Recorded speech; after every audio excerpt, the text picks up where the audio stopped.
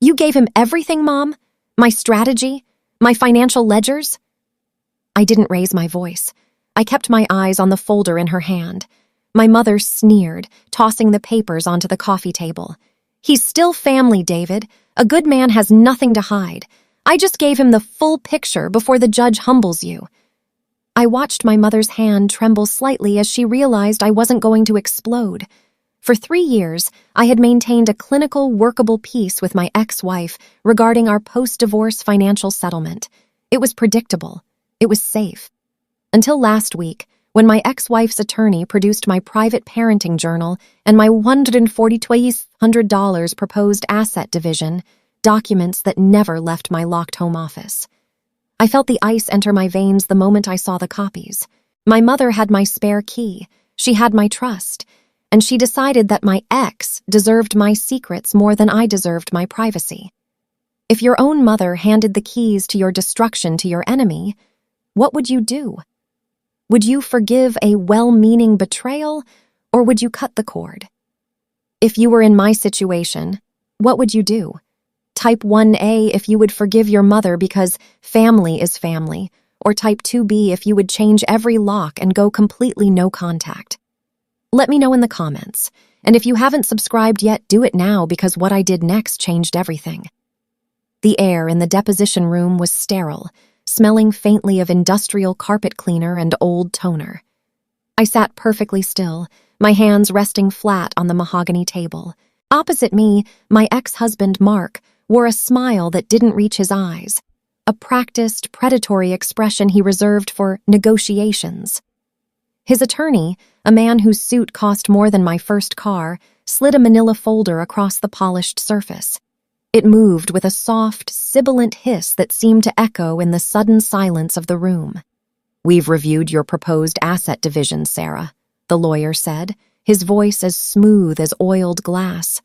"But we find your claim to the offshore investment account inconsistent with your private records." I didn't blink. I didn't reach for the folder. I simply watched the dust motes dancing in the beam of light coming from the narrow window. "My records are consistent," I replied. My voice was flat, clinical. I had spent 3 years ensuring every decimal point was in its proper place. "Are they?" Mark interjected, leaning forward. "Because according to your personal journal, the one you keep in the locked drawer of your mahogany desk, you estimated the value at exactly $142,514.82. He spoke the number with a slow, rhythmic precision. 1, 42, 5, 14. The sound of the air conditioner hummed in the background, a low, steady thrum that suddenly felt deafening. My heart rate spiked, a sharp staccato against my ribs, but my face remained a mask of marble. I knew that number.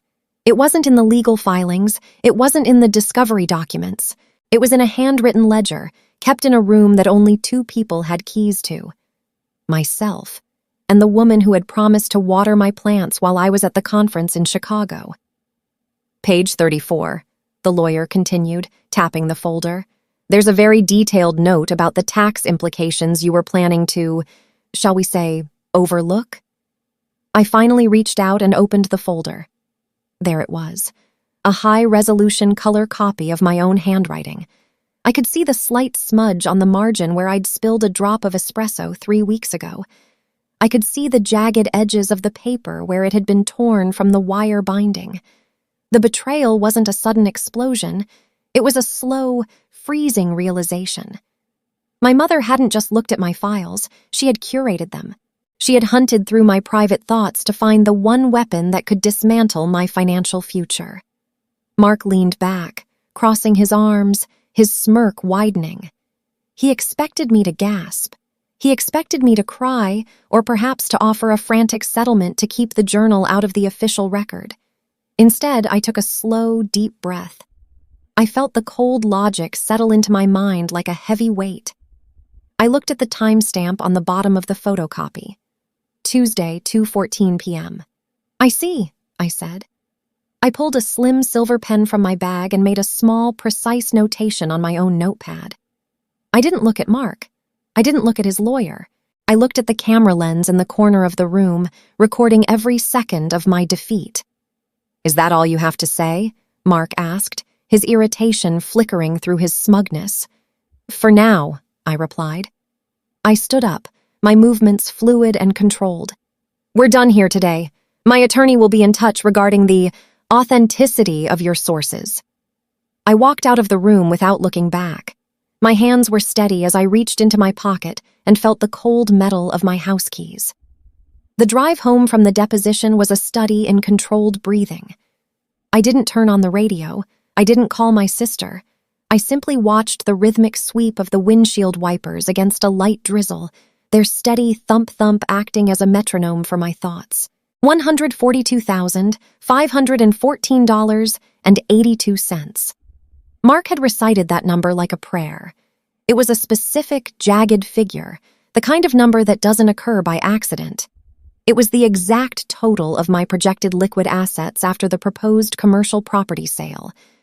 I pulled into my driveway and stared at the front door.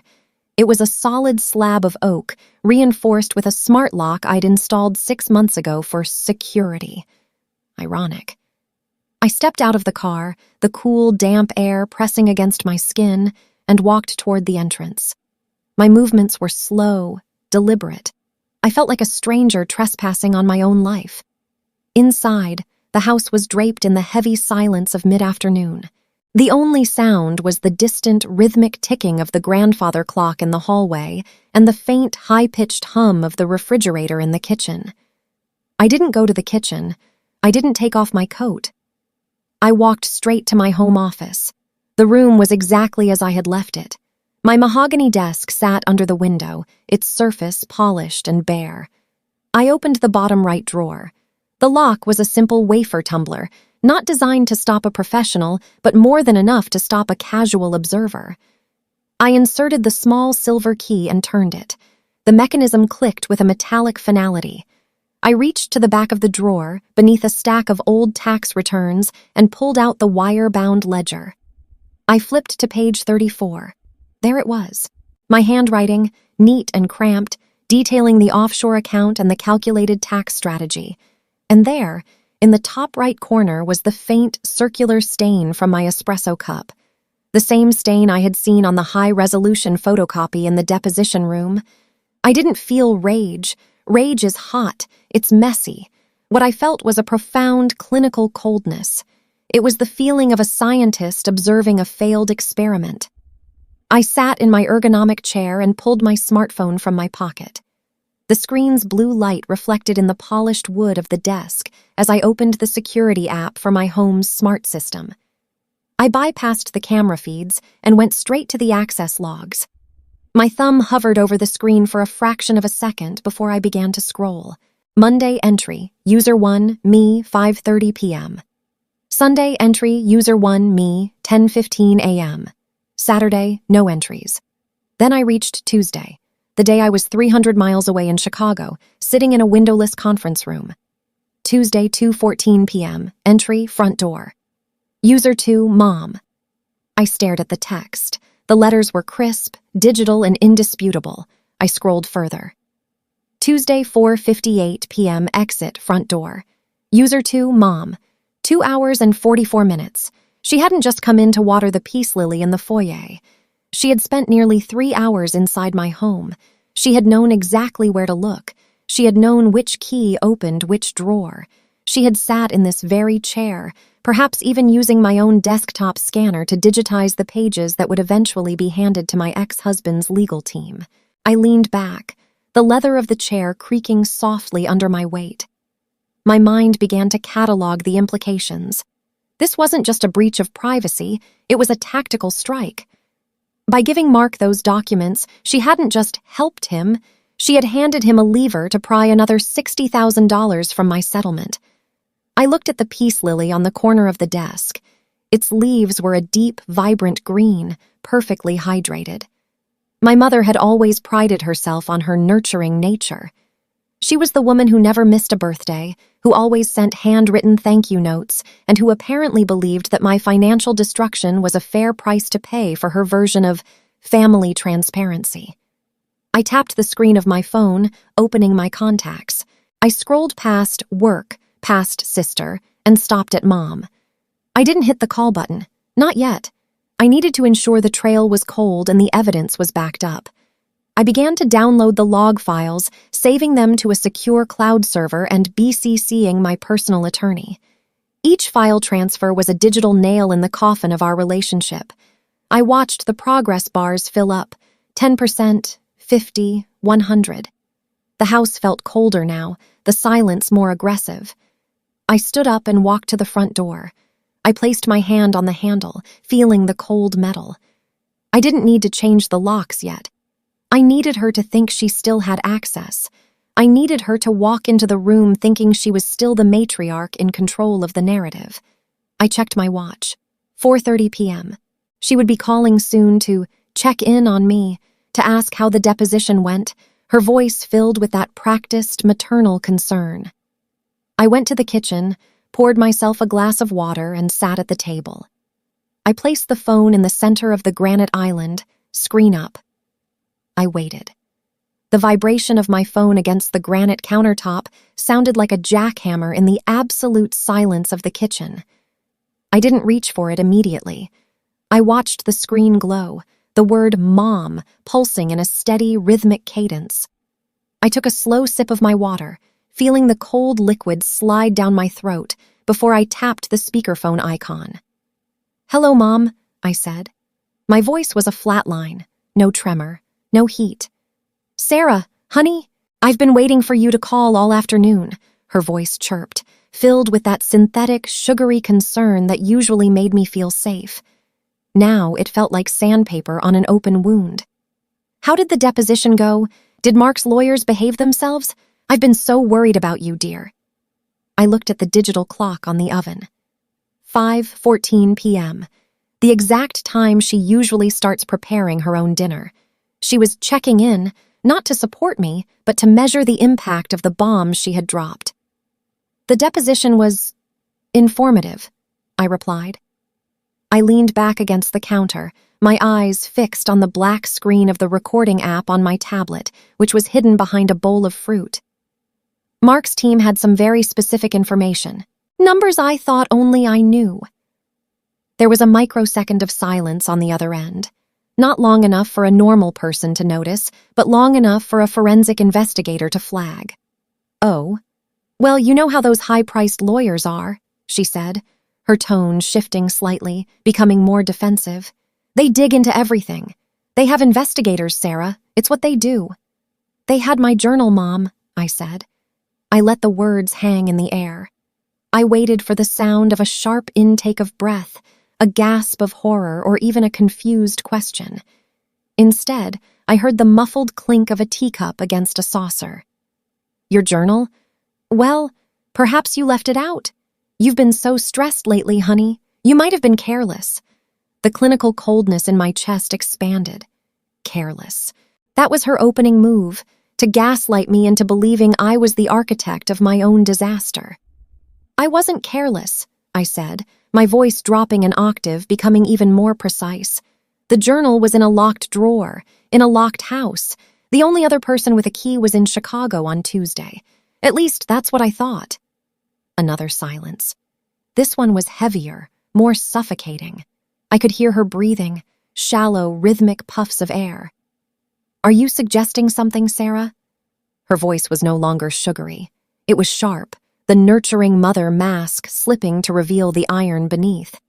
"Because if you're accusing your own mother of something, I find that deeply insulting after everything I've done for you." "I'm not accusing you of anything yet," I lied. "I'm just confused. I'd like you to come over. I made some tea. We can talk about family transparency, since you've always said a good person has nothing to hide." I have a bridge club meeting in an hour, Sarah," she stammered. "This shouldn't take an hour," I said, "unless there's something you need to explain." "Fine," she snapped. The line went dead. I set the phone down. My hands were perfectly still. I walked over to the tablet and checked the recording. It was crisp. Every hesitation, every shift in her tone was captured in high-definition audio. I didn't feel the broken heart my sister would later claim I should have. I felt the focus of a predator. 10 minutes later, I heard her car pull into the gravel driveway. The sound was a crunching, rhythmic noise that grew louder before the engine cut out. I didn't go to the door. I sat at the kitchen island, the notice of trespass hidden under a stack of mail, and the smart lock logs open on my laptop. The front door opened. She didn't knock. She never did. She still believed this house was an extension of her own empire. I heard her footsteps in the hallway, the familiar, brisk click of her low heels on the hardwood. She walked into the kitchen, her chin tilted up, wearing a pale blue cardigan that screamed innocence. She looked at me, then at the laptop, then at the glass of water in my hand. "You look pale, Sarah," she said, stepping toward the island. She reached out as if to touch my hair, a gesture that had controlled me for 30 years. I leaned back, just an inch, out of her reach. "Sit down, Mom." She stiffened, her hand hovering in the empty air for a second before she pulled it back and sat on the stool opposite me. The granite between us felt like a tectonic plate, shifting. "I don't appreciate the tone," she began, smoothing her skirt. "I came over here because you sounded hysterical on the phone." "I haven't raised my voice once today," I interrupted. I turned the laptop screen toward her. "Let's look at some data together. It's very transparent." I hit play on the security footage from the hallway camera. The laptop fan whirred softly, a tiny, consistent drone that filled the space between us. On the screen, the grainy, high-definition footage showed the front door of my house swinging open. It was 2:14 p.m. on Tuesday. My mother, wearing the same pale blue cardigan she was wearing now, stepped into the frame. She didn't look around. She didn't hesitate. She walked with the purposeful stride of someone who owned the air she breathed. I watched her eyes as she watched the screen. There was no flicker of shame, no widening of the pupils in shock. Instead, she simply pursed her lips, a small, rhythmic tapping of her gold wedding band against the granite countertop, the only sign of her impatience. On the video, she disappeared into my home office. The clock on the footage sped forward. Minutes bled into hours. At 4:58 p.m., she emerged, tucking a folder, my folder, into her designer handbag. She adjusted her hair in the hallway mirror, checked the lock, and walked out. I closed the laptop lid. The click of the plastic was sharp, like a gavel. "Tuesday," I said. My voice was as steady as a surgeon's hand. "You were inside my house for 2 hours and 44 minutes. You took my private legal strategy. You took my financial ledgers, and 48 hours later, those exact documents were sitting on my ex-husband's legal table." My mother didn't flinch. She leaned back on the bar stool, crossing her legs with a practiced, elegant grace. She reached into her purse, pulled out a silk handkerchief, and meticulously wiped a non-existent speck of dust from the counter. "I don't appreciate the interrogation, Sarah," she said. Her voice was no longer chirpy. It had hardened into a tone of absolute, unshakable entitlement. "I did what any responsible parent would do. You were being secretive. You were being cold. And frankly, the way you were planning to handle the offshore accounts, it wasn't honorable." "Honorable?" I repeated the word. It felt heavy and alien in the room. "You broke into a locked drawer in my private home to steal documents for a man I am currently in a high-stakes legal battle with. In what world is that honorable?" "Mark is still family," she snapped, her eyes flashing with a sudden, sharp heat. "You've spent 3 years trying to erase him. But he is the man you chose. He has a right to know the truth. A good person, a person with nothing to hide, wouldn't be so upset about transparency. I simply gave him the full picture before a judge had to do it for you. I saved you from your own greed." I took a slow, deliberate breath. I could feel my pulse thrumming in my neck, but I kept my posture rigid. "You didn't save me from anything, Mom. You handed him a weapon.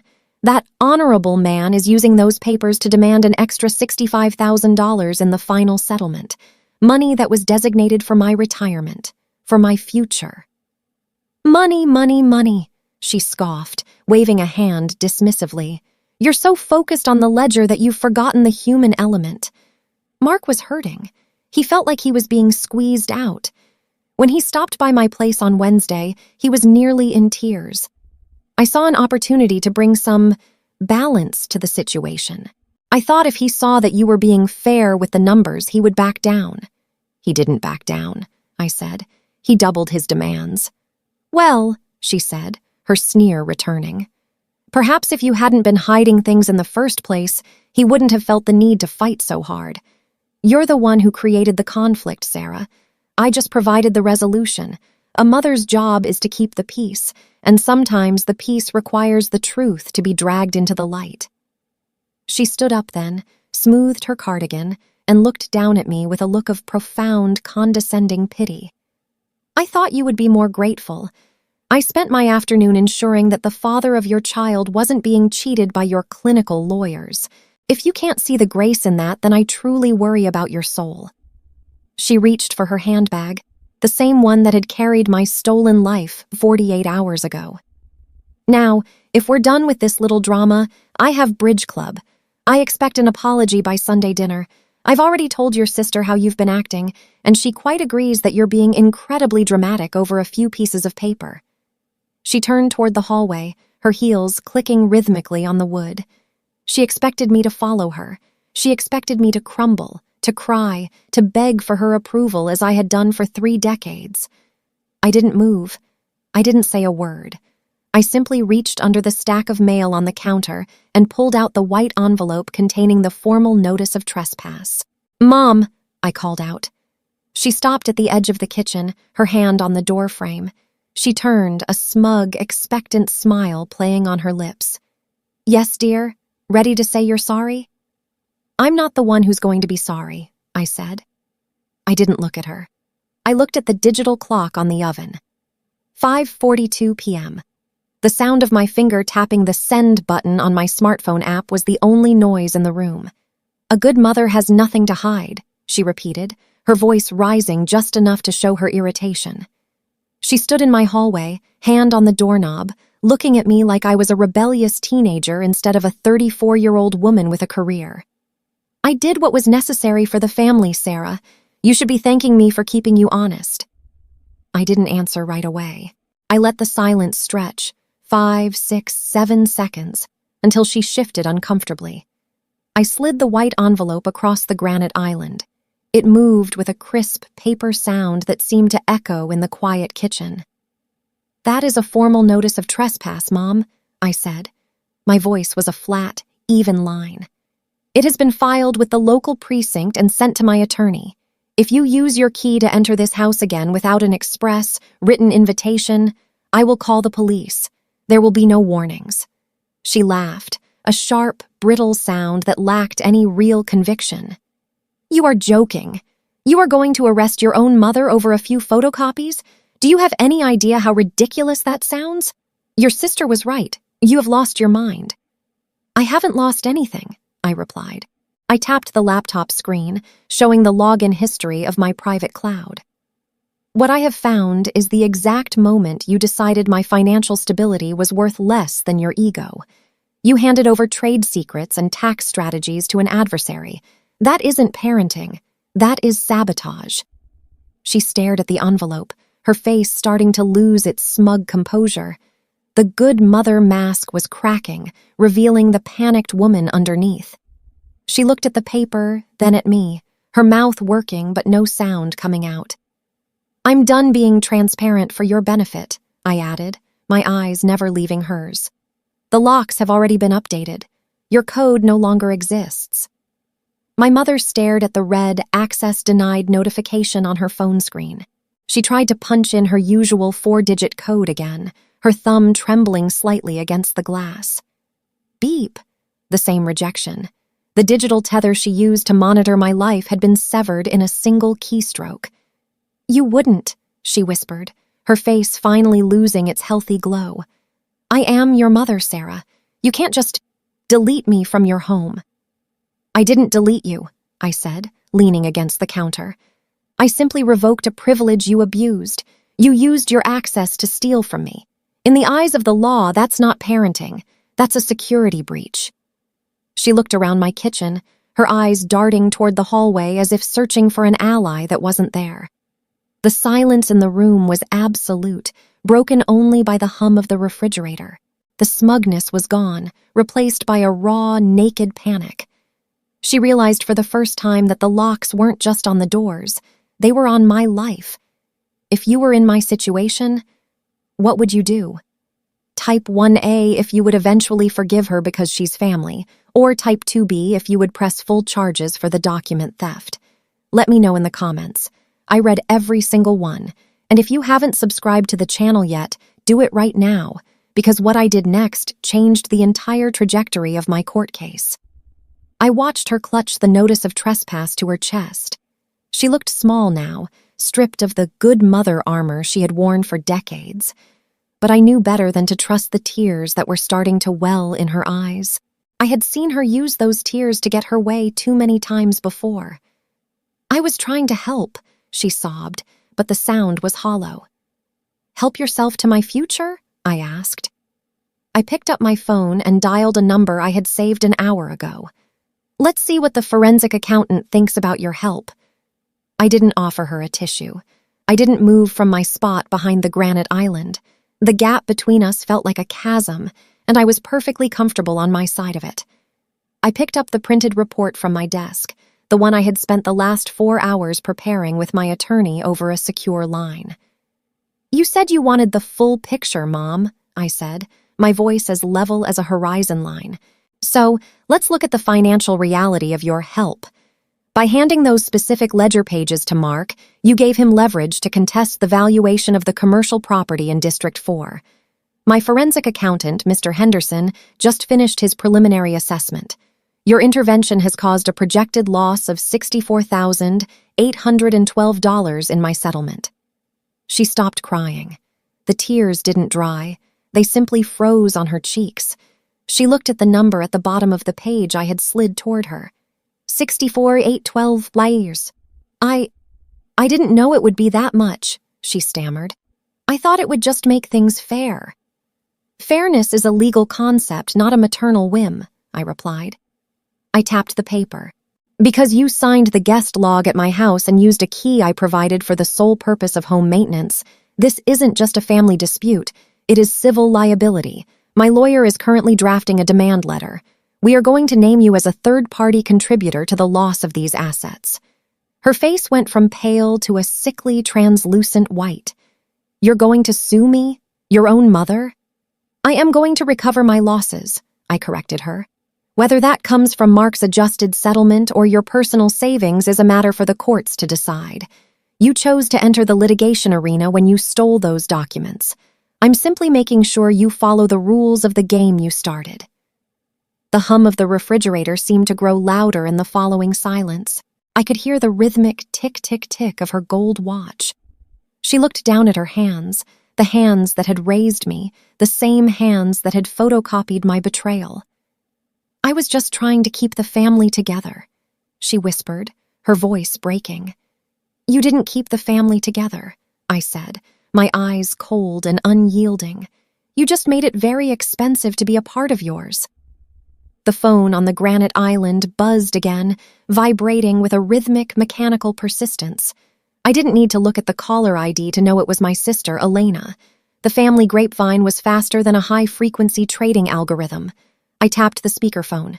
Sarah, have you lost your mind? Elena's voice was high-pitched, vibrating with a forced, performative outrage. Mom just called me in tears. A notice of trespass? Legal liability? She's 68 years old. She thought she was helping you find common ground with Mark. I listened to the static on the line for a beat. I could hear the distant sound of a television in Elena's background, some mindless sitcom laugh track that felt absurdly out of place. Helping me, I repeated. My voice was as flat as a dial tone. She used a key to enter my private residence while I was 300 miles away. She broke into a locked drawer. She took proprietary financial strategies and handed them to the man trying to take $64,000 from my settlement. Tell me, Elena, which part of that sounds like help to you? It's just paper, Sarah. It's just numbers, Elena snapped. You've always been like this. Cold, calculating, obsessed with your little ledgers. Family is about blood, not bank accounts. Mom only gave him those pages because she didn't want the divorce to turn into a war. She wanted transparency. Transparency is for Glass, not for my private legal files, I said. I pulled up the call recording app on my laptop, ensuring the levels were green. And since you're so concerned about family, perhaps you'd like to explain why your IP address shows you logged into our shared cloud drive on Monday night, 3 hours before Mom went to the house. The silence on the other end was immediate. Even the sitcom laughter in her background seemed to die away. The only sound was the low hum of the refrigerator and the steady, rhythmic ticking of the clock in my hallway. I don't know what you're talking about, she stammered. The performative rage was gone, replaced by a thin, brittle defensiveness. User Elena Desktop accessed the settlement final folder at 11:14 p.m., I said, reading the log with clinical precision. You weren't just a bystander, Elena. You were the navigator.